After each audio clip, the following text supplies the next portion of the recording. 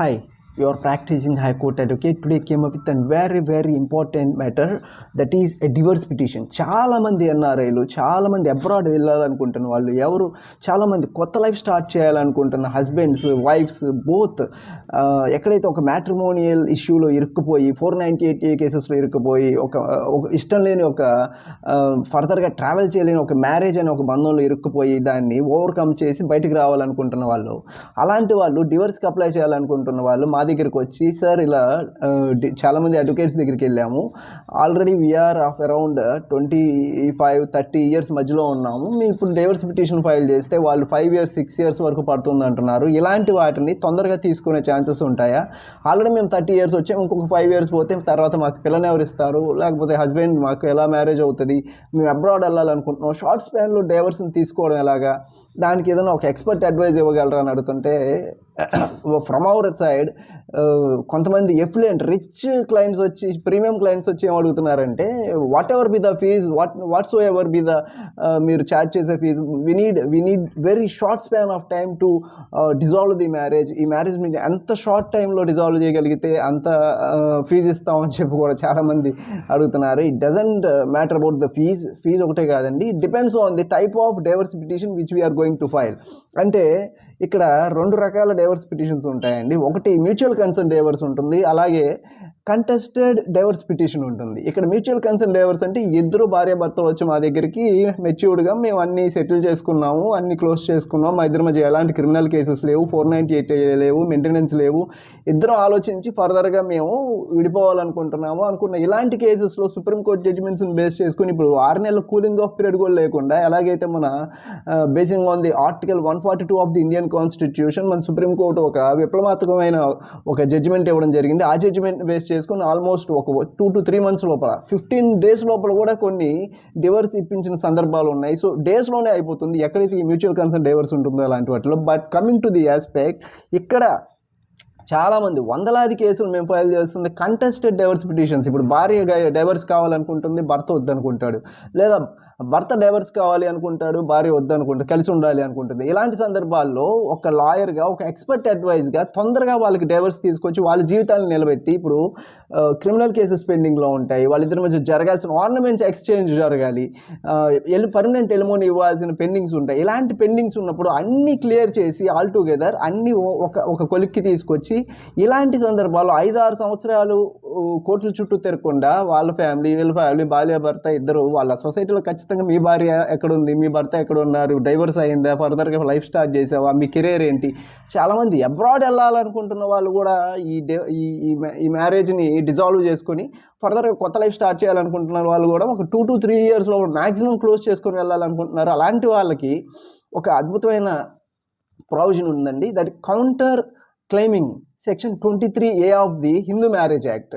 చాలామంది ఇలాంటి what are the provisions, what are the privileges which wife and husband are having, which are they are seeking for divorce అనేది చెప్పరండి. Kindly subscribe our channel, encourage చేయండి, subscribe చేసి మీ రిలేటివ్స్కి, ఫ్రెండ్స్కి షేర్ చేయండి, సో దట్ వాళ్ళు కూడా ఇలాంటివి తెలుసుకుంటే వాళ్ళ అడ్వకేట్స్ని వాళ్ళు ఎంక్వైరీ చేసి, క్వశ్చన్ చేసి, ఇలాంటి ప్రొవిజన్స్ని యూస్ చేసి వాళ్ళు కూడా డైవర్స్ తొందరగా తెచ్చుకోవడానికి, ఎక్కడైతే తొందరగా డైవర్స్ కావాలనుకుంటారో ఒక భార్యాభర్తలు, ఒక భార్య చేత హింసించబడుతున్న ఒక భర్త కానీ, భర్త చేత హింసించబడుతున్న ఒక భార్య కానీ, ఇలాంటి ఎక్కడైతే ఒక డైవర్స్ పిటిషన్లో వాళ్ళు డైవర్స్ పిటిషన్ ఫైల్ చేసినప్పుడు, లేదా ఒక భర్త ఫర్ ఎగ్జాంపుల్ జరిగిన ఒక సుప్రీంకోర్టు, ఒక High Court judgment, state of Karnataka versus Haimavathi, ఈ Haimavathi versus state of Karnataka జడ్జిమెంట్లో ఏం జరిగిందంటే, భర్త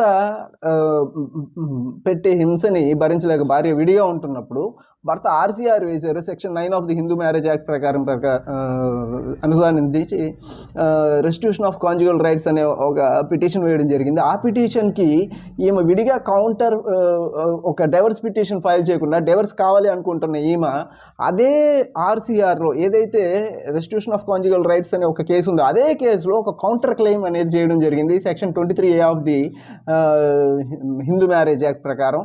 ఈ కౌంటర్ క్లెయిమ్లోనే ఆమెకు రావాల్సిన మెయింటెనెన్స్, ఆమెకి రావాల్సిన ఎలిమోనీ ఎవ్రీథింగ్, ఒక పర్మనెంట్ సెటిల్మెంట్, కస్టడీ అండ్ వాళ్ళ ఆర్నమెంట్ ఎక్స్చేంజ్ ఎవ్రీథింగ్ దాంట్లోనే క్లెయిమ్ చేయడం జరిగింది. అలాగే ఎక్కడైతే లోయర్ కోర్టు ఉందో ఈ కౌంటర్ క్లెయిమ్ ఫైల్ చేసినప్పుడు ఇప్పుడు ఆయన కనుక ఆర్సీఆర్ విత్డ్రా చేసేసుకుంటే హస్బెండ్, ఆ కౌంటర్ క్లెయిమ్ అనేది కూడా క్లోజ్ అయిపోతుంది. ఇప్పుడు ఇది స్పీడీ ప్రొసీజర్. ఈ స్పీడీ ప్రొసీజర్లో తొందరగా డ్రైవర్స్ తెచ్చుకోవడానికి ఒక ఎక్స్పర్ట్ అడ్వకేట్ ఏం చేస్తారు అంటే ఇలాంటి సందర్భాల్లో ఈ కౌంటర్ క్లెయిమ్స్ వేసి తొందరగా కేసును మూవ్ చేస్తారు. మళ్ళీ కొత్తగా ఒక పిటిషన్ ఫైల్ చేయకుండా డివర్స్కి, మళ్ళీ సమన్స్ కొత్తగా అందించకుండా, ఇదే ఎవరైతే ఫస్ట్ ఇనిషియేషన్ చేస్తున్నారో ఆర్సీఆర్ కానీ డివర్స్ కానీ మెయింటెనెన్స్ కానీ వాటిలోనే డివర్స్ పిటిషన్ అనేది ఒక కౌంటర్ క్లెయిమ్గా ఫైల్ చేయొచ్చు. ఆ కౌంటర్ ఫైల్ చేసినప్పుడు ఈ పర్టికులర్ ఈ హైమావతి వర్సెస్ స్టేట్ ఆఫ్ కర్ణాటకలో విత్డ్రా చేసేసుకున్నప్పుడు ఆమె హైకోర్టుని అప్రోచ్ అయింది. హస్బెండ్ ఆర్సీఆర్ విత్డ్రా చేసుకున్నారు. ఆ డైవర్స్ పిటిషన్ క్లెయిమ్ చేయగానే, ఎలిమోనీ అండ్ మెయింటెనెన్స్ క్లెయిమ్ చేయగానే, అప్పుడు ఎవరైతే భార్య ఉన్నారో హైమావతి గారు ఉన్నారో ఆమె హైకోర్టుని, అంటే స్టేట్ ఆఫ్ కర్ణాటక హైకోర్టుని అప్రోచ్ అయినప్పుడు అక్కడ ఒక జడ్జిమెంట్ అనేది ఇవ్వడం జరిగింది. ఎప్పుడైనా ఇలాంటి ట్రయల్ పార్ట్లో నడుస్తున్నప్పుడు వాటిలో ఇంకొక 2-3 కేసెస్ ఇంప్లీడ్ అయినప్పుడు దాని కేసు స్పెషల్ కేసు కింద దాన్ని తీసుకుని దాన్ని కంటిన్యూ చేయాలి తప్ప ఆయన ఆర్సీఆర్ క్లోజ్ చేసుకున్నారు, అది ఆర్సీఆర్ విత్డ్రా చేసుకున్నారు అని చెప్పి ఏమో కౌంటర్ ఫైల్ చేసిన ఈ డివర్స్ కేసుని, ఈ మెయింటెనెన్స్ అండ్ ఎలిమోనీ కేసుని విత్డ్రా చేసుకోకూడదు, దానికి ట్రయల్ కంటిన్యూ చేయాలి అని చెప్పి దాన్ని ట్రయల్ కంటిన్యూ చేసి హైకోర్టులో ఒక విప్లవాత్మకమైన జడ్జిమెంట్ ఇవ్వడం జరిగింది. అదే జడ్జిమెంట్లో ఆమెకు డివర్స్ కూడా రావడం జరిగింది. ఇలాంటి చాలామంది రిచ్ అండ్ ఎఫ్లుయెంట్ క్లయింట్స్ చాలా అమౌంట్స్ ఆఫర్ చేసి నాకు ఇలా షార్ట్ స్పాన్లో కావాలని అడుగుతూ ఉంటారు. ఇట్ డిపెండ్స్ అండి, ఇది కంటెస్టెడ్ డివర్స్ పిటిషనా లేకపోతే మ్యూచువల్ కన్సెంట్ డివర్స్ అనేది చూసి దాన్ని బట్టి 2 years లోపల మీ ఇష్యూస్ అన్ని, మీ 498A కేసెస్ కానీ, క్వాష్ పిటిషన్స్ కేసు, లేదా మీ మెయింటెనెన్స్ కేసెస్ కానీ, లేదా ఇంకేదైనా ఎలిమోనీ కేసెస్ కానీ, డొమెస్టిక్ వైలెన్స్ కేసెస్ కానీ, ప్రతి ఒక్క ఈ మ్యాట్రిమోనియల్ ఇష్యూస్కి చట్టంలో సిఆర్పిసిలో అండ్ సిపిసిలో ఒక లిమిటేషన్ అనేది ఇవ్వడం జరిగింది.